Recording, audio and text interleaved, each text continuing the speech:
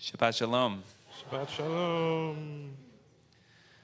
Over the past 2 months, we have been exploring the book of Exodus, the story of our people's liberation from Egypt that we will soon read for Passover. It's coming soon.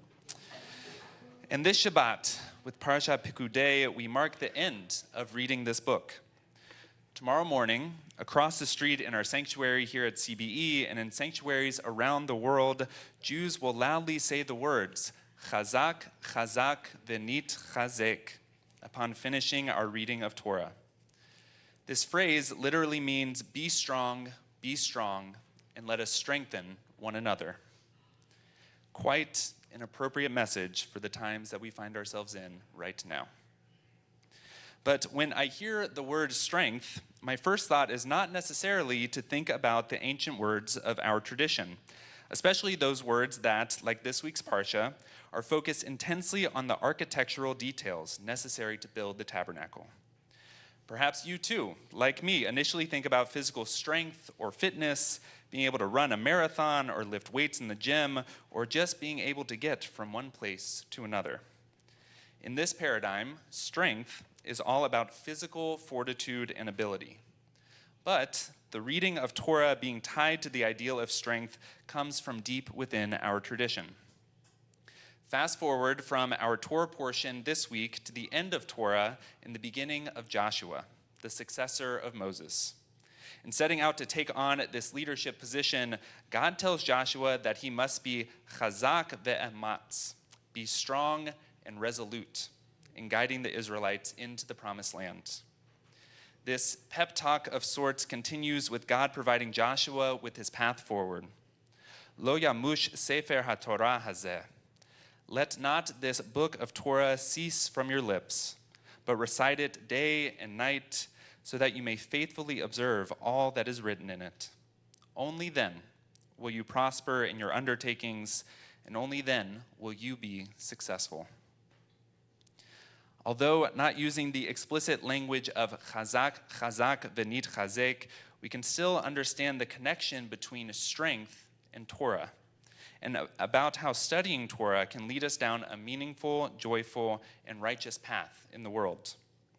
We utter this phrase at the end of a reading of a book of Torah because we know that Torah gives us strength, both individually and communally. That in the stories of our ancestors in Torah, we learn about ourselves and how we interact with the world. The wisdom of Torah can guide us as we make difficult choices in our lives. And the eternal truths of our tradition, that all people are created in the image of God, that we are to welcome the stranger, that there is always a promised land ahead of us. These eternal truths ground us and strengthen us as we confront a confusing, scary, and sometimes impossible world. Torah gives us strength to live the very, very best version of our lives.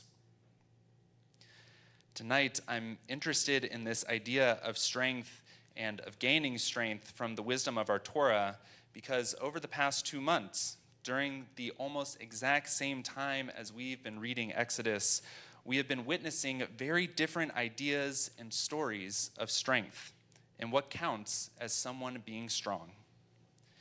In particular, the ideas and stories of strength coming out of the White House seem to have distorted the ideas we receive about strength from the wisdom of Torah. For example, if one only listens to the White House, one would think conquering more and more land around the world, Canada, Greenland, Panama, is a sign of America's strength. This is a seeming return to the ideas of manifest destiny, a dangerous theology that posits that God wants us, the United States in particular, to conquer land around the world.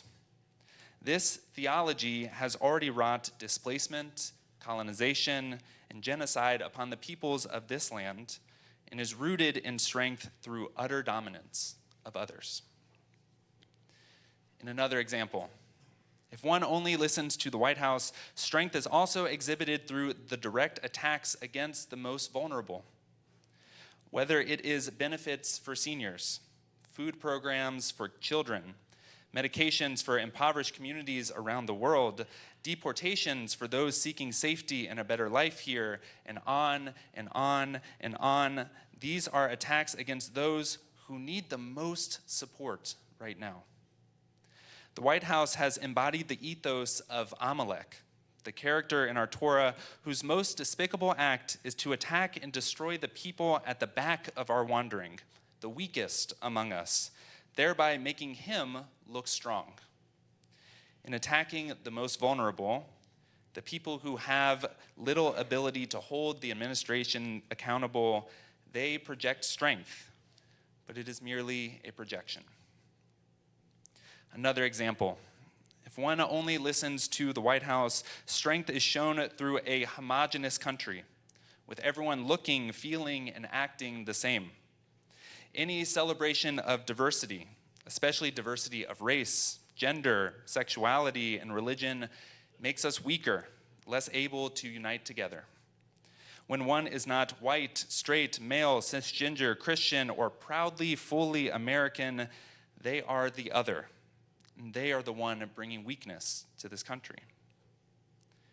And finally, if one only listens to the White House, strength comes from breaking all the rules, doing what one wants, showing no regard for the rule of law.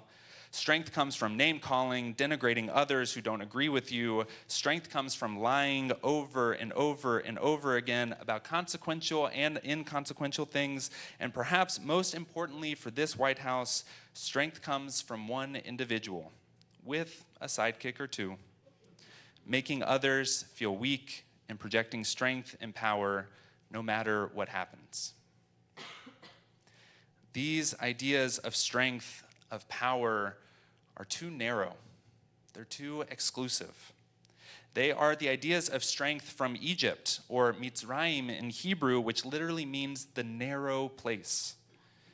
If we are to take to heart our refrain, chazak, chazak, venit chazek, then we know that it is not enough for one to be strong. Our hope, our goal is that by embodying strength, we also strengthen one another. Strength is incomplete without the ability to strengthen others, to ensure that their lives are better, more abundant because of our strength. This seems to be the message missing from the White House and from leaders all around our world. As opposed to the narrow and exclusive ideas about strength that we are witnessing all around us right now, our Torah, particularly the book of Exodus, shows us what a compassionate, grounded, abundant, and loving form of strength could look like.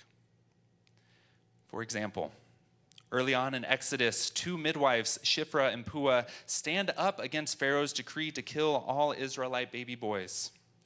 In refusing this order and choosing to help their community thrive, they exhibit strength by not capitulating and choosing to put the community before themselves. We see strength in Moses, ultimately accepting God's call to lead the Israelites out of Egypt, overcoming his fears of inadequacy to guide his people, our ancestors, to freedom and to liberation.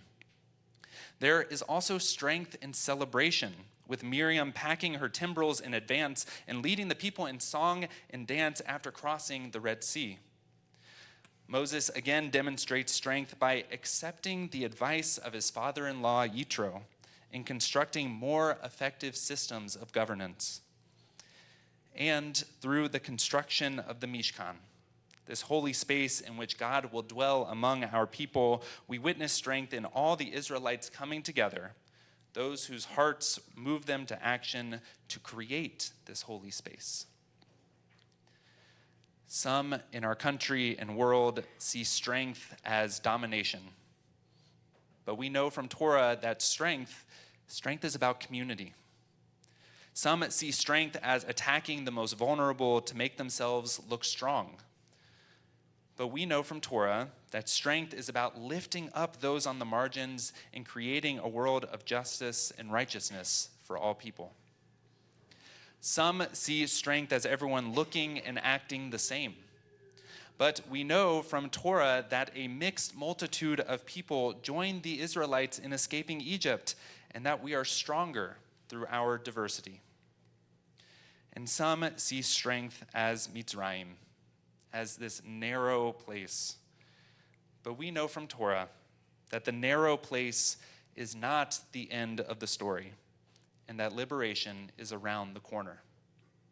As we finish the book of Exodus, we can take these stories, these lessons of our tradition with us into our world right now.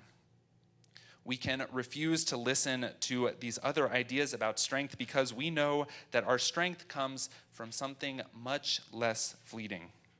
The wisdom of our Torah has sustained our people generation after generation, and it can do the same for us right now, in this very moment. As we navigate this world with its many challenges and many pitfalls, may we hear this call towards strength. Chazak, may you be strong. Chazak, may you know your strength. Venit chazek, and may we, each and every one of us, strengthen one another. Shabbat shalom.